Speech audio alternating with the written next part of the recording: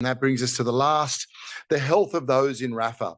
Hundreds of thousands of children in Rafah have a disability or a medical condition or a vulnerability that puts them at even greater jeopardy and makes it so much more difficult for them to relocate, if there was anywhere for them to relocate to.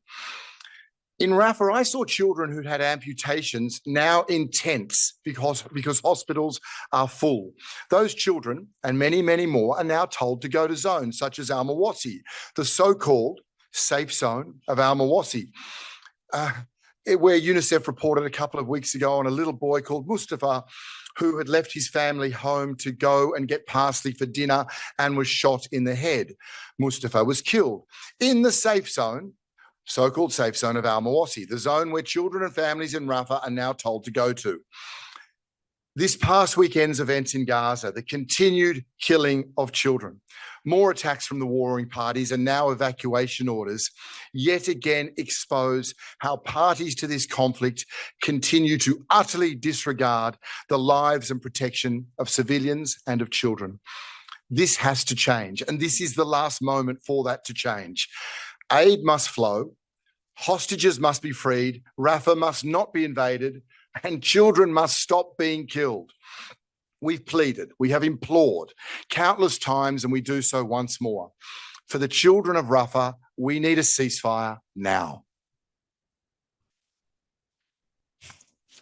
Thank you very much, James. And let me add, please, on behalf of UN Women who have asked me to convey to you this information, please be informed that there is a new survey data from Rafah that has been published, I think it was yesterday night, pretty late, and is available on UN Women. I think we have distributed to you the press release. This new UN Women survey data from Rafah highlights the depth of physical and mental despair, with 93% of women interviewed feeling unsafe and over half reporting medical conditions requiring urgent attention. We have in this press release lots of data that I would ask you to have a look at. This data collected by UN Women reveals, for example, that more than 10,000 women have been killed in Gaza since the start of the war, among them 6,000 mothers, leaving 19,000 orphaned children behind. And we've heard from James the condition of life of these children. The survey also sheds light on the devastating reality of women and girls in Rafah, including the fact that Rafah now hosts 700,000 women and girls who have nowhere else to go. Over 80% of women report feeling of depressions, 66% are not able to sleep, over 70% have heightened anxiety and nightmares. More than half of women surveyed, that is 51%, have a medical condition requiring urgent medical attention since the start of the war. More than 6 out of 10 of the interviewed women who are currently pregnant or have been pregnant since 7 October reported complications. And in households with nursing mothers, 72% reported that there are challenges in breastfeeding and in meeting the nutritional needs of babies. And I will conclude with a statement by Sima Bahous, UN Women Executive Director, that said, women and girls in Rafah, as in the rest of Gaza, are in a state of constant despair and fear already. A ground invasion would be an unbearable escalation that risks killing thousands more civilians and forcing hundreds of thousands to flee again. We must protect civilians. We need an immediate ceasefire and unimpeded and safe humanitarian aid distribution across all Gaza. The need for peace has never been more urgent. This is our only hope, concludes the UN Women Executive Director, which calls for the implementation of the UN Security Council Resolution 2728 of 25th of March 2024, which demands an immediate ceasefire, the release of all hostages, and safe and unimpeded access for humanitarian aid. And our colleagues at UN Women are, of course, available if you have any questions on this data. And with that, just a last information before we open the floor to question, just to inform you that at 9:30 a.m., which is of course 3:30 if I'm not wrong, Geneva time, 9:30 in New York, the Secretary General is expected to speak to the press, to deliver remarks on the situation in Gaza. And of course, you will be able to follow this on UN Web TV. And let's start with the question. There are many. I've seen first, Jeremy. Hi. You responded already in a way, but I'd like to maybe have a more comprehensive answer on exactly what kind of facilities the UN have in the so-called red zone right now. You mentioned the European hospital, of any others, and has the UN been asking its personnel on the ground to evacuate as well? And regarding evacuation, we're hearing reports from people on the ground that people who are not in the red zone are already evacuating to Al-Mawazi and the north. So have you been hearing those reports as well? Are you hearing that people are evacuating Rafah regardless of the zones where they are right now? Yeah, thank you. What we have in that zone that has been designated as an evacuation zone by the IDF. And mind you, now 76% of the territory of Gaza is under evacuation orders. 76%. In that area, there are 9 sites sheltering displaced people. It's also home to 3 clinics and 6 warehouses. And of course, that is part of what I mean when I say that this is a devastating blow to the aid operation in Rafah and beyond. So it has terrible repercussions. In terms of movements, we have seen people move. I think it's fair to say that the reports that we get from colleagues on the ground is that panic and despair has taken hold. People are terrified. We have seen images of people fleeing with what they have. It's extremely difficult for us to have exact numbers on this for the reasons that you can all understand. And they are moving towards the north. We have, for some time, actually extended our presence towards the north because we knew that people were going there. And our purpose as humanitarians is, of course, to be where people are, regardless of how or why they got there. But we can discuss that and we can protest the way this is being done.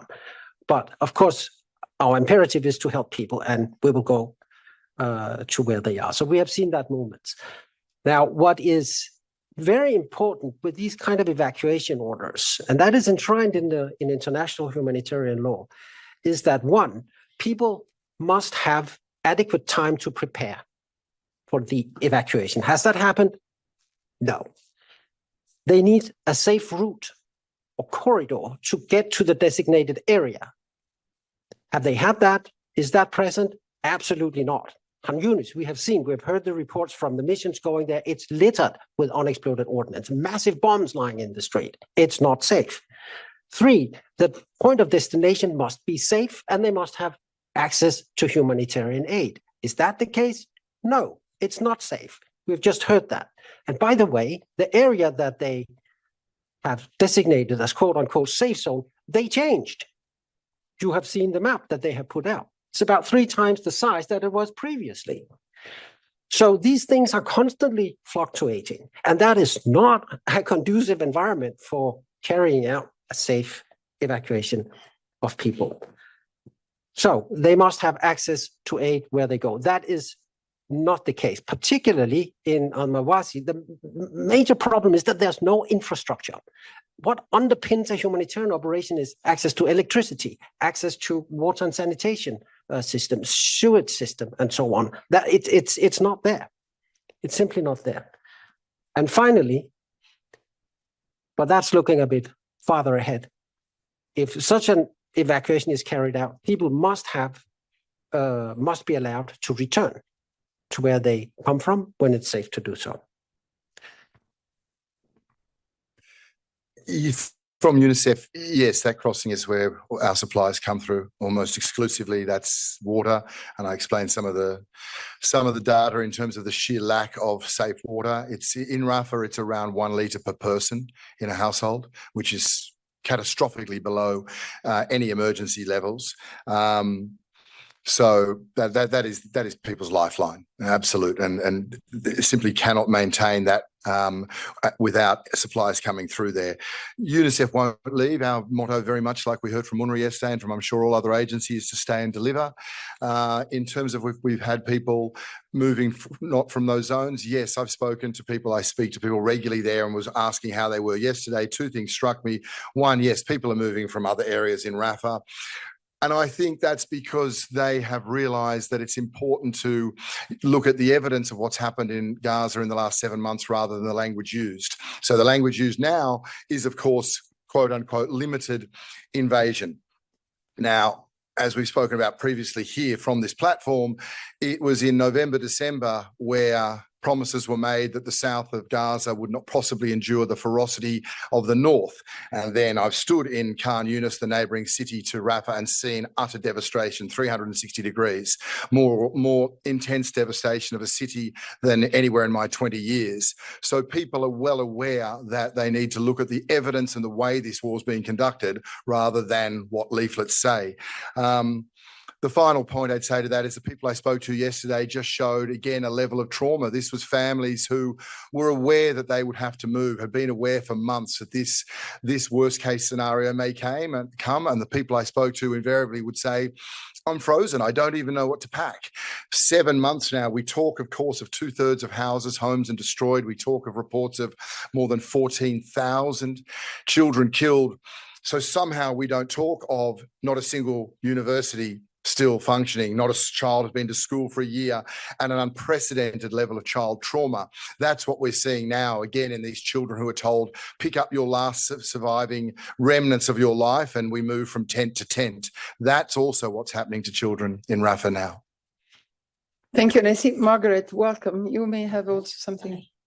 Welcome. You asked about the hospital specifically, and Al-Najjar is in the, sorry, better? Yeah.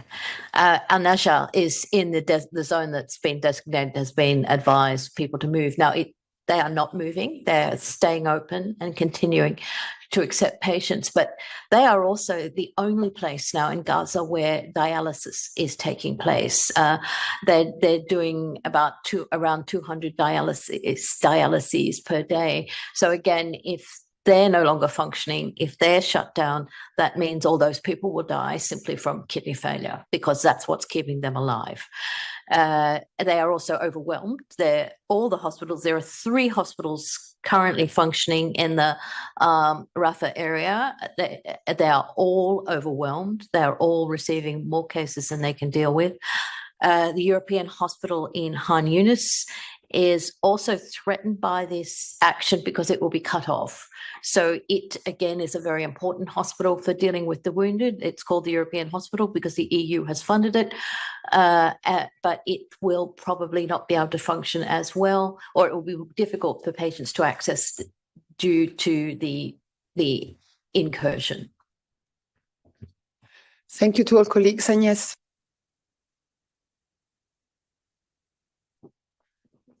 Yes, thank you. That would be a question to Jens. You mentioned the. We were having a geographic discussion. According to my information, Europeans in East Khan Yunis, but James has been there. It's Rafah, is it? It's Rafah. It's right on the border of the first evacuation order from yesterday, but as Jens said, that has changed. I've seen lots of hands. No, I won't forget. Agnes was waiting. Agnes, go ahead. Yes,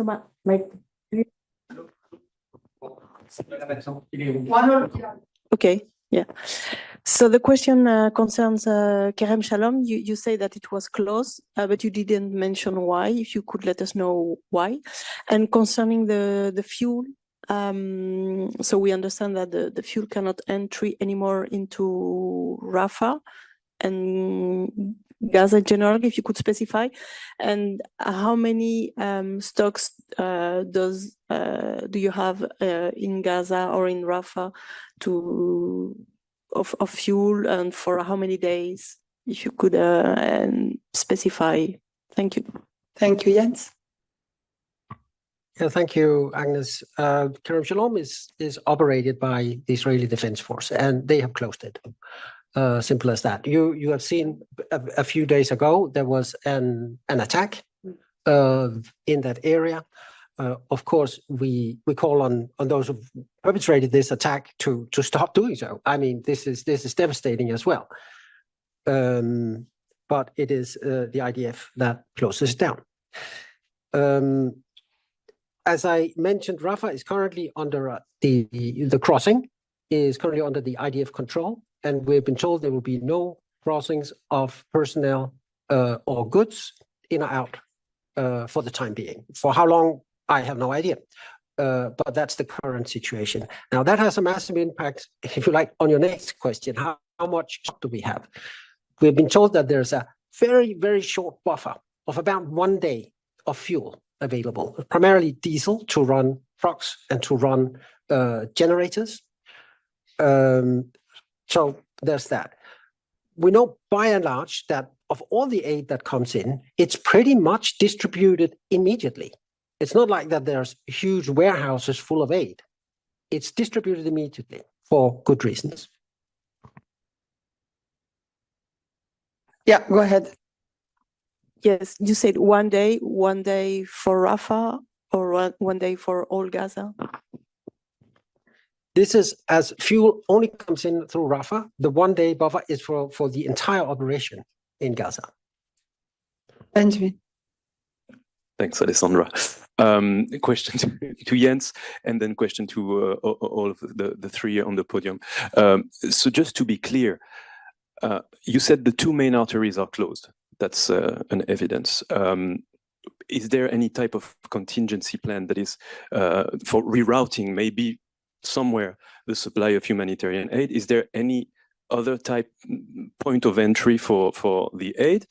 Or I'd like to hear you on that. Or is Rafah now totally isolated from any type of supply? And my other question. Okay. Yeah, no, go on. And I'll do a follow-up.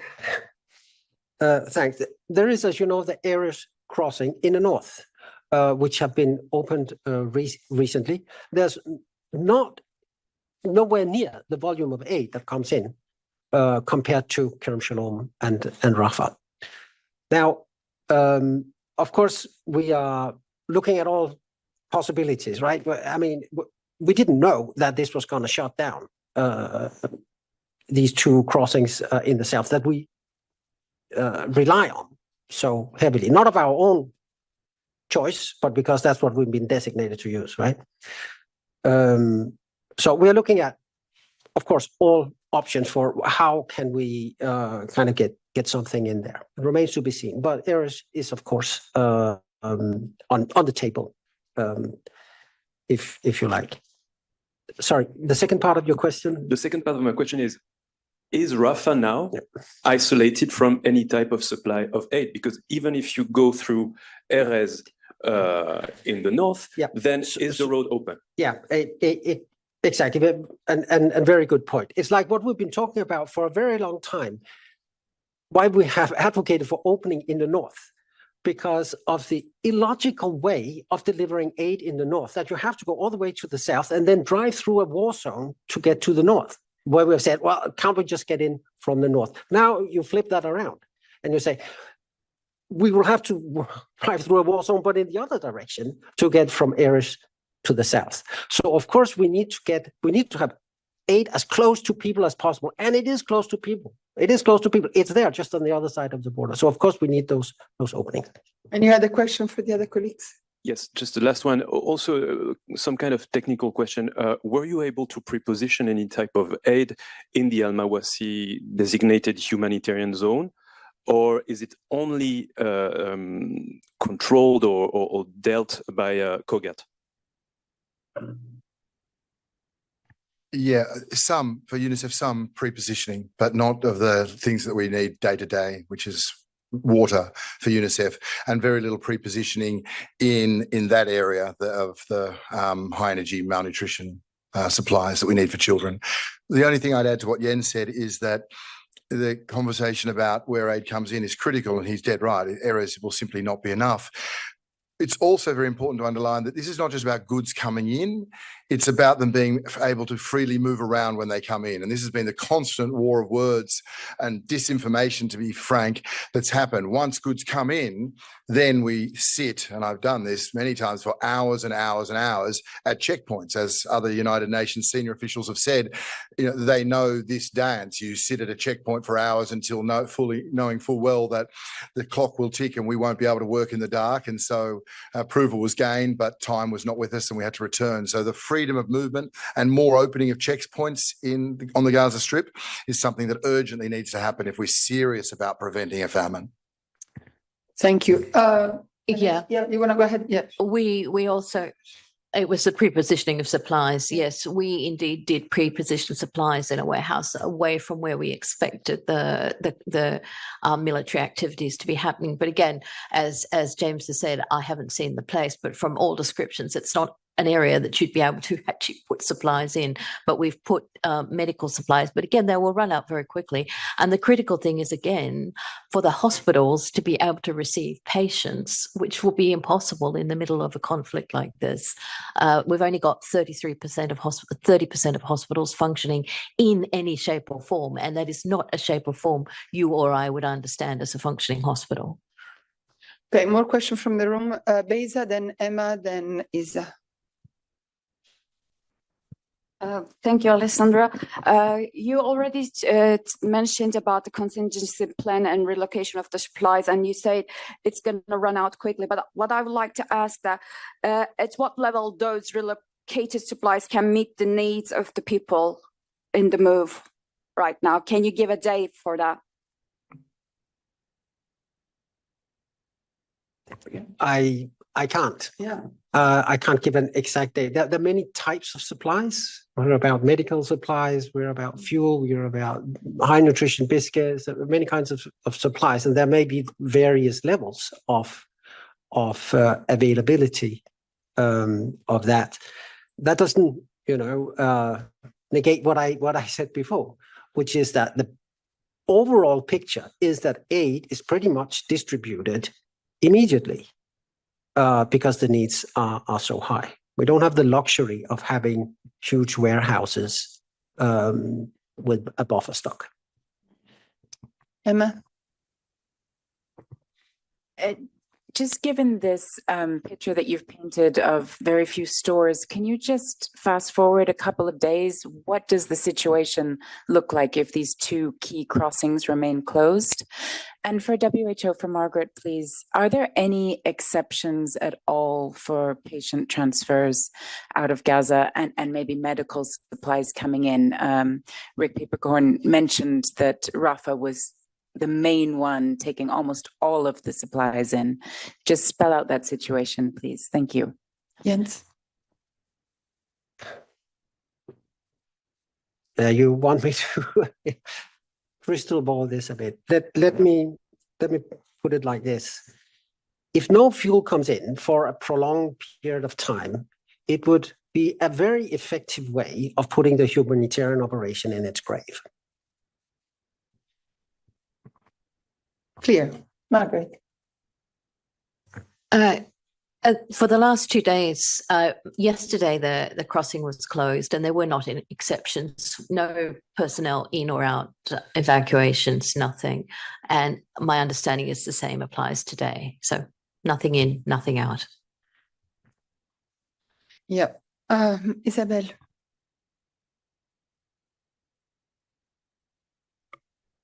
Yes, sorry, Jens, but To put things in perspective, could you tell us what was the volume coming into Gaza through Rafah, through the crossing in the last weeks and days? And what it means for, this is the second, is a quite rhetoric one, but what means that in the next also days and weeks, you will have likely to negotiate with Israeli forces any kind of entry of humanitarian aid of any kind through Rafah? Yeah, thank you. As you know, it's tracked. I don't have the tracking in front of me, but I'm happy to dig that out and share that with you, the exact numbers, what has been going in through the two crossings over the past week or so we can see what has been choked off exactly. Of course, we engage every single day, many times a day, I would say constantly, with through intermediaries with the IDF about access, getting this in. That of course will continue. Whether it bears fruit, well, time will tell. Jamie, and then I go to the platform. Hi, Jens. Could you tell us what IDF is telling you beyond the fact that they're simply denying access? Are they telling you anything about how long this could go on for? Are they telling you to stop bringing trucks to the border? What kind of instructions are they giving you, both for the security of your own personnel and partners and for a possible continuation of the aid effort? I don't have that information, Jamie. You would have to ask them what they say. We've been told that the crossings are closed for goods and personnel in and out. We have been told, because we want, of course, to have access to Rafah to see what's going on, we have been denied access for the time being. Moussa.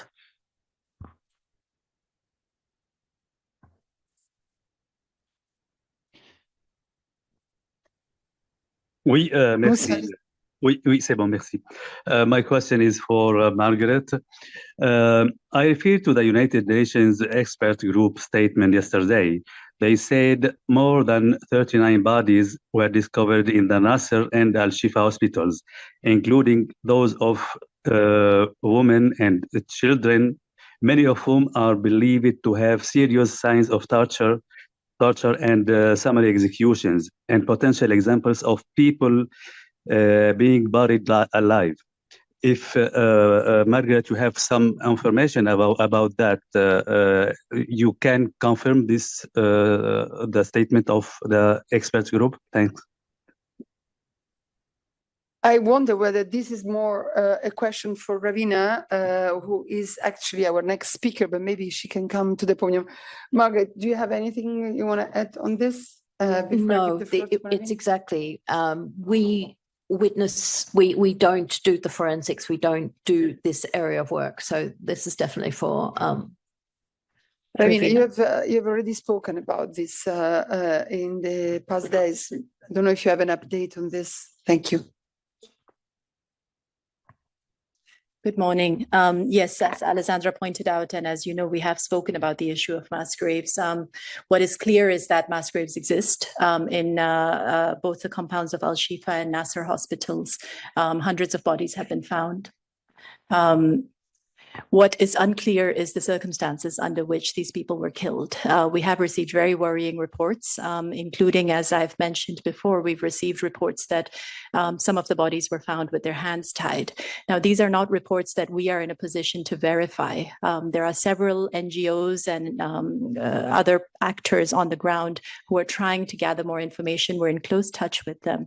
But what we are insisting on is an independent investigation to establish exactly what happened. We know that the graves exist. We know that lots of people were killed. We know that they were buried in the compounds of hospitals. We do not know in what circumstances they were killed, whether it was due to the conduct of hostilities or whether there was something further that needs to be examined. Thank you very much. Christian. Maybe Ravina, if you stay on the podium. So, yeah, thank you. Christian. Thank you very much. Kojat has been playing down the UN aid operation and has been suggesting that lots of other stuff is coming in. Does any one of you know what percentage of the overall aid the UN is supplying? Do you know of other significant aid deliveries coming in, Red Cross or private donations? That seems to be what Kojat is suggesting. And wasn't there also use of the military road at some point for aid deliveries? Thank you. Yeah, thank you. First of all, Egyptian and Palestinian Red Crescent coordinate with us. So the number of trucks that we report on does include that.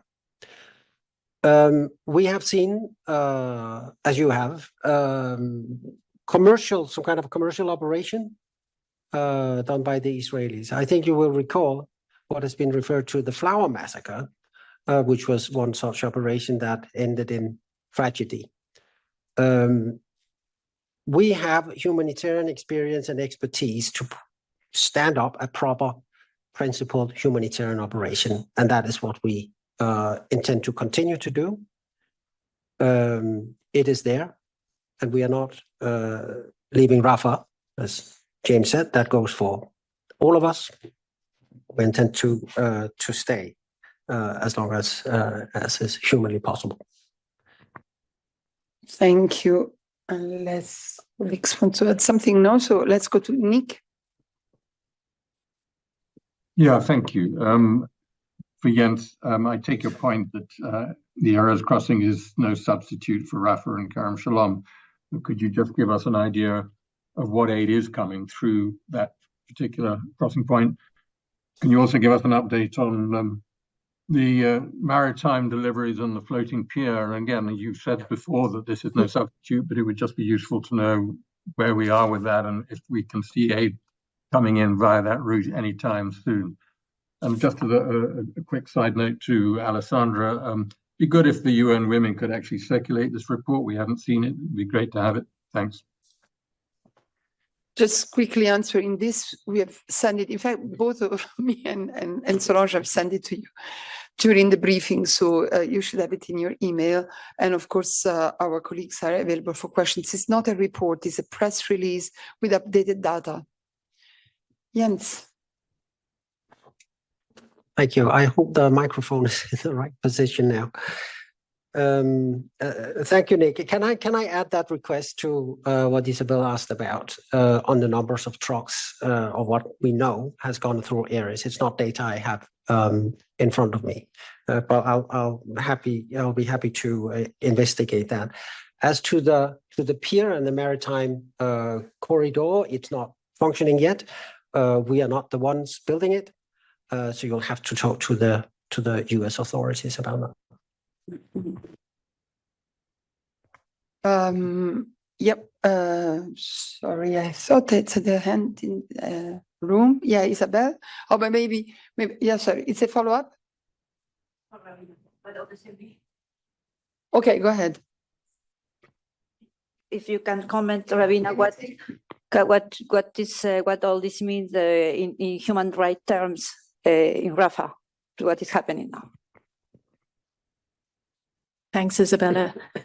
I think my colleagues have very clearly set out what this means in humanitarian terms. It means that people are being forcibly relocated yet again, sometimes for the fourth, fifth, sixth time, to places that are not safe. And let us remember that these people include people who have been disabled as a result of the conduct of hostilities. This includes people who need dialysis treatment, otherwise they will die. They are being relocated to places that do not have the infrastructure or the resources to be able to host the mass displacement of this large number of people with such diverse needs. International humanitarian law prohibits the ordering of the displacement of civilians for reasons related to the conflict unless the security of the civilians involved or imperative military reasons so demand.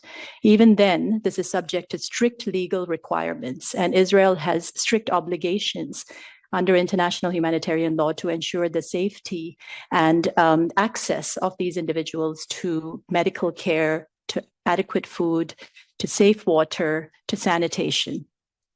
Failure to meet these obligations may amount to forced displacement, which is a war crime. Yeah, I'd like to, Isabel, the last one, please. Yes, I'll follow up. So does it means that, as you said, the evacuations in this type of evacuations are prohibited unless completely necessary, which is not the case. So one more time is given your review, Israel is violating the international humanitarian law. There are strong indications that this is being conducted in violation of international humanitarian law. Thank you. Yuri. Yes, thank you, Alessandra, and good morning, everyone. My question is for Ravina, so thank you to come to the podium for that. The first question is about the fact that you still don't have access to Gaza, even if you are required it. All the warnings from your office and from the High Commissioner have been ignored by Israel without exception. All what you said has been ignored. What is the next step? So at what point will the notion of war crime be surpassed in the language elements of your office to speak of crimes against humanity? Because nothing changed even when you are putting warnings. Thank you.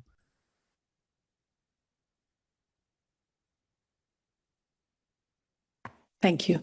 Thanks for the question, Yuri. Indeed, it's a source of immense frustration for us, the lack of access to be able to physically be there and corroborate information, interview witnesses, visit sites, examine the actual, situation on the ground.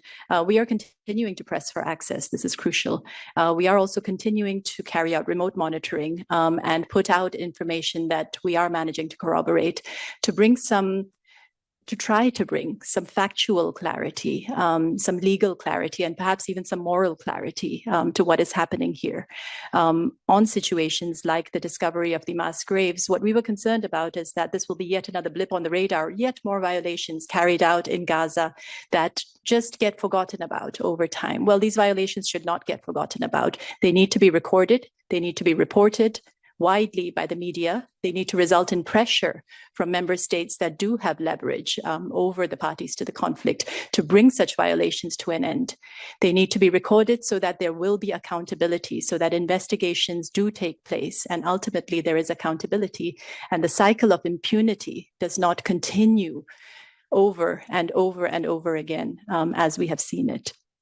We have documented many violations that amount to war crimes and that there are even indications of further atrocity crimes being committed. And it is our obligation and our duty to continue to speak out on these issues. Lisa?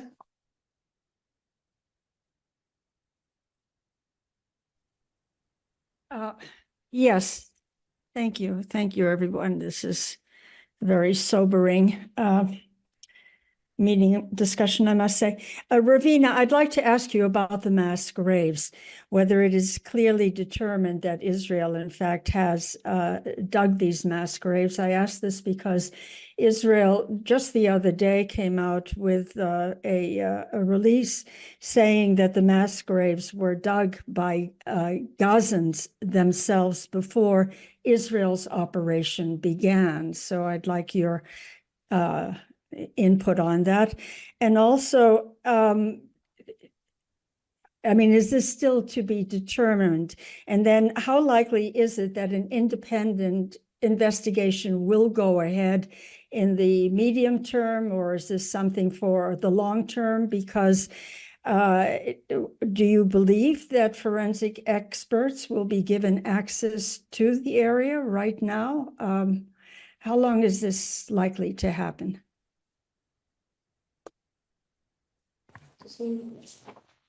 Thanks, Lisa. It is a complex issue. So as I said earlier, it is clear that mass graves exist, not only in the compounds of Al-Shifa and Nasser Hospital, but there are impromptu graves containing large numbers of bodies that exist across Gaza. A lot of people have been killed. More than 30,000 people have been killed. Graves are dug very quickly. People are buried. And these graves exist, in many parts of Gaza. What is worrying about this one in particular is that there's a large number of individuals in these graves who are unidentified. So their loved ones did not know whether they were alive or dead, and it's not clear the circumstances under which they were killed. Some of these graves, they did exist, and there were bodies there. The IDF claims that they dug up the bodies and they reburied them. It's not clear how many bodies were there initially, how many bodies were buried by the IDF. There are so many open questions here. And again, there are very worrying reports that indicate that some of the bodies may have been found with their hands tied. Now, we don't know. We haven't managed to corroborate these reports, but they are severe enough that we need to insist on an independent investigation. These claims cannot simply be dismissed, and we can't just take their word for it, that these were all bodies that were already pre-existing, dug up, and then reburied with respect. There needs to be an investigation. There need to be independent assessment of the situation, and this is what we are insisting on. Satoko? Hello, good morning. I just want to follow up this international investigation. Which UN body or institution would be appropriate to create a mandate to set up an international investigation? Thank you. Alessandra may have more to add on that. From our side, what we are calling for, well, we're calling for access for us, for the UN Human Rights Office. We are calling for access for the Commission of Inquiry, the UN Commission of Inquiry on the occupied Palestinian territory. And as you may know, the ICC, the International Criminal Court, is also engaged on the situation. And there are ongoing investigations there. Exactly, you said it all. Jan. Yes, good morning. Thank you for giving me the floor. Question to Jens. Maybe you have said it, or I missed it. I was wondering, have the Israelis given you any official reason for closing the two crossings into Rafah? Hi, Jan.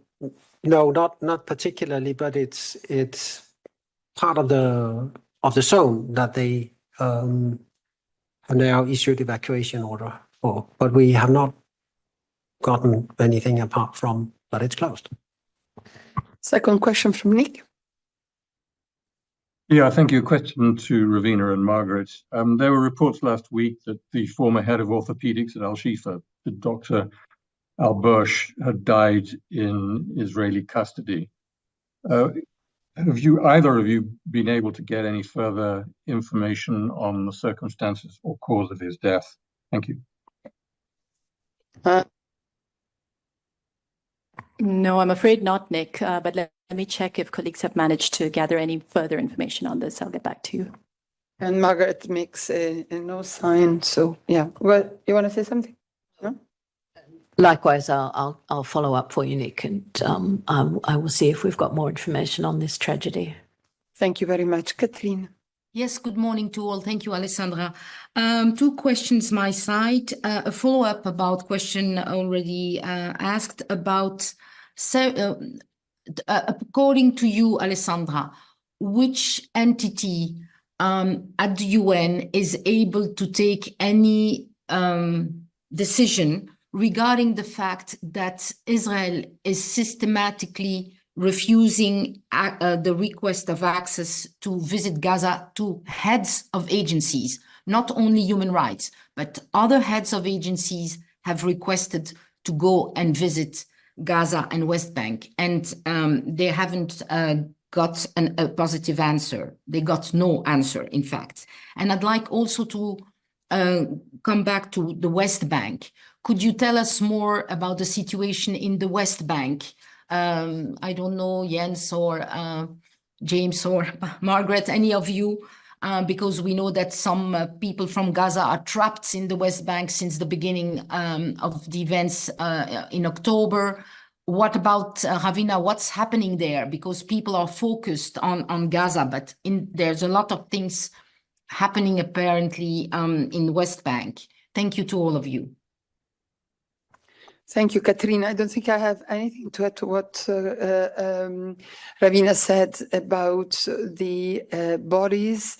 I just wanted to mention that Filippo Lazzarini was indeed denied access. That was on the 5th of May, and he put out a statement again asking for that access and concluding that the denial of humanitarian access is a violation of humanitarian law. But I think Ravina mentioned the bodies, and maybe I don't know who would like to take up the second part of the question about the West Bank. Maybe Jens, you want to start on this, or maybe James, if you also have something on the children in that area. Just very quickly, first of all, thanks, Catherine, for raising the West Bank, because it is not as much in focus, and it should be, because things are happening there as well. You will see in our situation reports that come out 3 times a week, as you know. There's a new one online this morning. There is a section about what is going on in the West Bank. A lot of it has to do with settler violence, which has seen a spike in recent times, and we do see reports of buildings and structures inside refugee camps in the West Bank being bulldozed. But I will refer you to our report for details. Oh, sorry. No, I will get more recent information, remind me, but certainly if we look at the data that UNICEF got from the end of last year, there were, in fact, in the last 12 weeks of 2023, 83 children killed in the West Bank. That was more than double all children killed the year previous to that. So we are seeing spikes in children being killed across the occupied territories. Yeah, Ravina, and then Margaret. Yeah, I'm reading our latest update. Thank you, Catherine, for that question, because obviously the situation in the West Bank also remains very difficult for the Palestinians living there. We have verified that since the 7th of October and until the 6th of May, 475 Palestinians were killed in the West Bank, including East Jerusalem. The data that we have suggests that of these, 120 are children. We are also continuing to receive reports of settler violence, continuing to receive reports of arbitrary arrest, detention, and ill treatment, as well as restrictions of freedom of expression, movement restrictions as well. And just to add, we've recorded very high numbers of attacks on healthcare. We have recorded at least 446 attacks, which have resulted in 12 fatalities and 95 injuries. Now, it should be noted that also in Israel, there have been 68 attacks on healthcare with 24 deaths and 34 injuries. Thank you very much. And I'm seeing here in the chat if colleagues could give this data on the West Bank in writing at the moment to all journalists, that would be useful. There is also one question in the chat, Jens, I had not seen, from Christian, that just asks whether, the military road to Wadi Gaza, I think, is being used for aid. Don't know if you have an answer to that. Military road in brackets. Sorry. Yeah, and apologies, I forgot that question. I'll have to check. But if Kerem Shalom, which is also a screening point, is closed, the question remains if anything is being screened, right? And it needs to be screened before it gets on the military road to what's called Gate 96 entry point further to the north. But let me double check on that. Want to say something? No, it's just an important point that Jens has mentioned, that Erez as well, anything that goes through Erez has to go through Kerem Shalom. So that's closed, then nothing is being cleared. Sorry, Catherine. Yes, this is just to come back to the UN Women press release. It was released yesterday in New York. So I mean, it's not it Geneva. did, and yeah, no, exactly, and that's what I said at the beginning when I started reading it. The press release was put out yesterday night. We received it in the evening, and we were asked by our UN women colleagues to flag it to you, which I did, especially that now we were having this briefing on Gaza, Catherine. Okay, thank you. Thank But you. I mean, for me, my colleagues in New York did already cover it when it comes. Yeah, to- probably some. Yeah, thank you. Some of your media will probably have covered it also from New York. Some others may have not seen it, and that is why basically we are the first UN briefing after that they published it. So they have asked us to flag it. Jeremy, and then maybe we'll go to the next subject. Yes. Yeah, a quick one for Margaret. I'm reading that 2 hospitals are evacuating the patients in South Rafah, South Gaza. So I'd like to know, is it you said I think that Al-Najjar is not evacuating. So just to understand, what are your information? Which hospitals are evacuating? Certainly my information from this morning, from my briefing that I got this morning, was that Al-Najjar was currently staying open, even though they were in the zone, and perhaps the European had the same issue. But my understanding was the hospitals would continue functioning, and they are trying to serve their patients as best they can. Thank you very much. Thanks to all of you, correspondent, but also thanks to all our colleagues here. I'd like to ask Ravina to stay with us, as she has another point of brief, and thanks to Margaret, Jens, and James. And again, please be please be reminded that at 3:30 this afternoon, the Secretary General will speak to the press on the situation in Gaza. So, and it will be on UN Web TV. You want to get a bit closer for the camera? Sorry, I think they are just more central. Thank you very much, Ravina. So you have another point on Russia and the crackdown on journalists. Quite timely, since the 3rd of May, as we all know, was World Press Freedom Day, and we'll speak about this in a moment. Please. Exactly, Alessandra. You should have received a press release about an hour ago on Russia.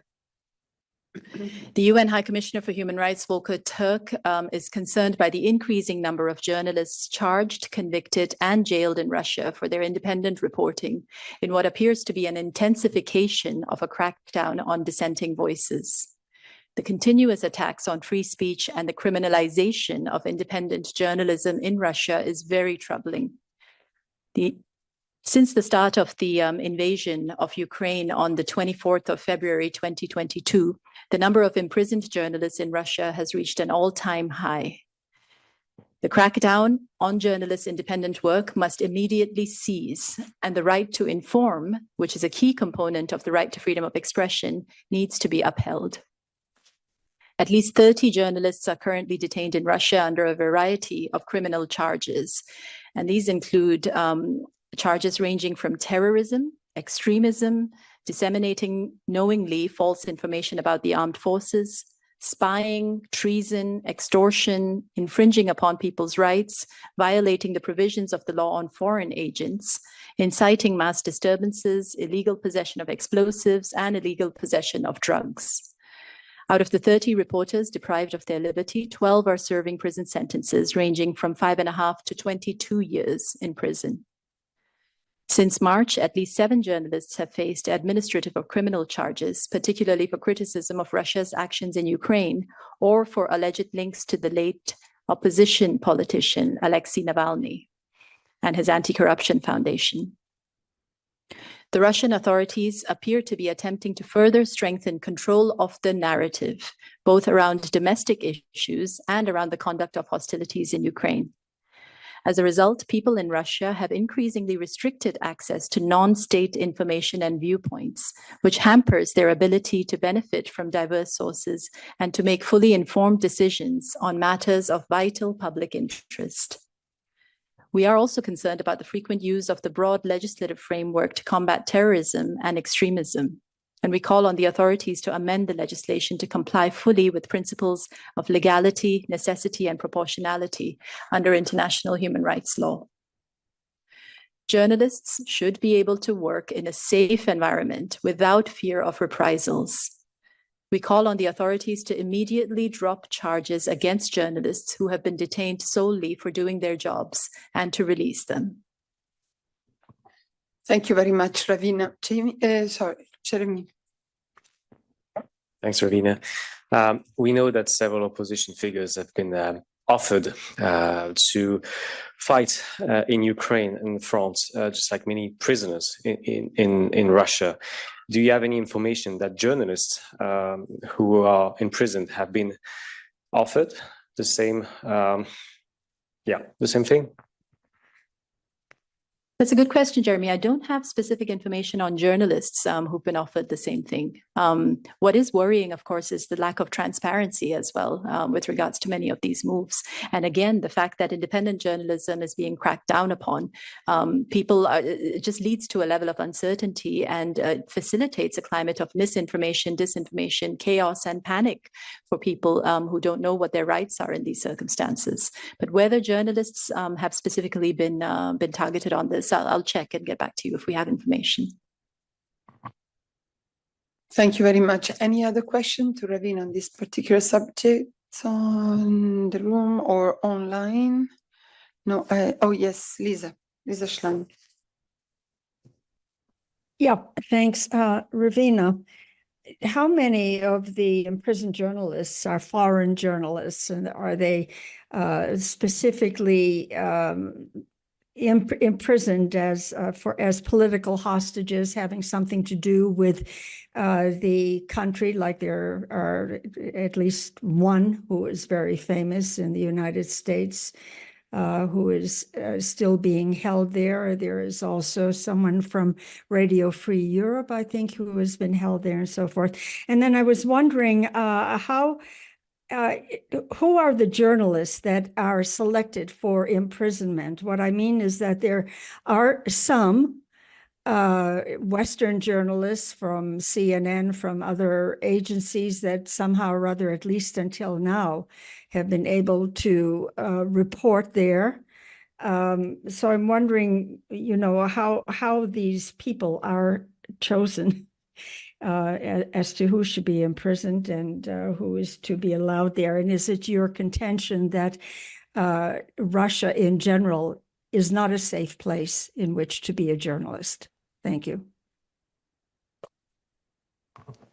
Thanks, Lisa. A few points in response to your questions. So as I mentioned, since March, at least 7 journalists have faced administrative or criminal charges. All 7 of these are Russian journalists, and they have faced these charges in relation to their reporting either of the war on Ukraine or in relation to Alexei Navalny, the late opposition leader. On the international journalists, according to recent reports, 12 of the 17 foreign national journalists detained worldwide are in Russia. So 12 foreign national journalists are currently detained in Russia. And on why certain journalists are targeted and others are not, I mean, that really is a question for the Russian authorities, and that I hope you will ask them that question.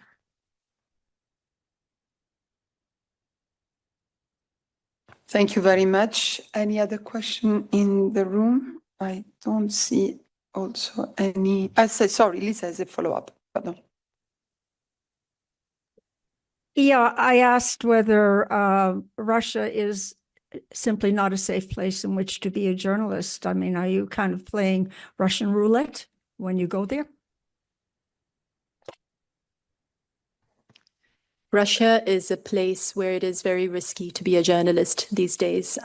If you are reporting on issues that are very sensitive, to the authorities.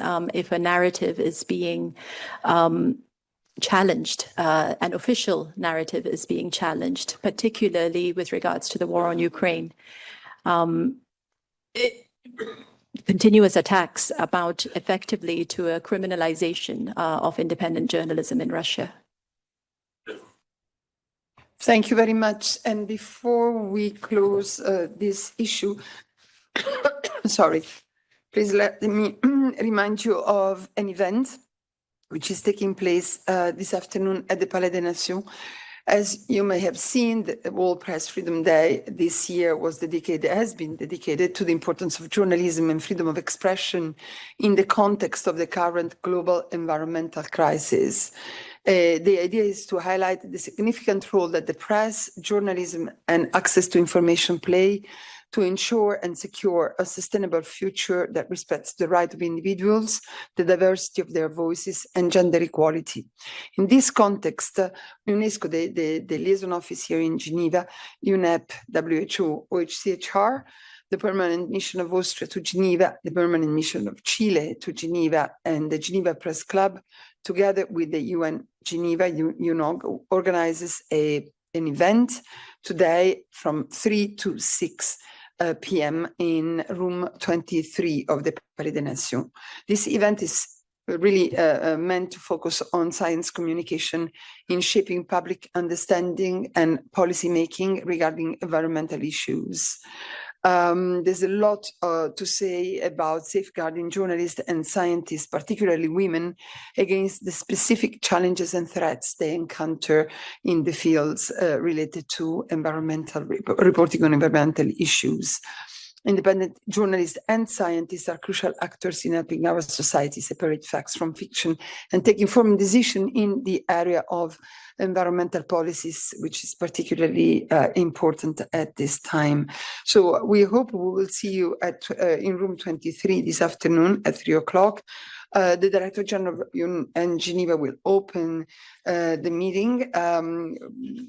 Quite a few speakers, I think of very interesting ones. They will speak about combating climate disinformation, also protecting environmental journalists and scientists. So let's see you in room 23 this afternoon. And if there are no other questions on this subject, I thank Ravina very much. I hope you will see you this afternoon. And let me just tell you that the Committee Against Torture will conclude its 79th session next Friday at 10 a.m. They have examined the reports of Austria, Honduras, Azerbaijan, Liechtenstein, North Macedonia, and Finland, and they will publish on Friday the concluding observation of these countries, The Committee on the Rights of the Child is concluding this morning the review of the report of Namibia, and this afternoon we'll begin consideration of the report of Guatemala. The countries to be examined next are Georgia, Mali, Panama, Egypt, Bhutan, Estonia, and Paraguay. And I think that's all I had for you. I just wanted to also say thank you very much to everyone for the collaboration about the new operational hours at the Palais des Nations. I think this weekend we also already have some colleagues who have been contacting unis to have access. It worked, so let's hope that it continues to work well. And in this regard, let me remind you that as of now, as of last week, in fact, with the information about the week ahead, Solange will also send out the information on who is the senior UNIS officer on duty during the weekend. Last weekend it was Rolando, and we will publish every weekend the information so that you know whom you have to contact during the weekend if you need us. Thank you very much to everyone, and I'll see you on Friday. Thank you.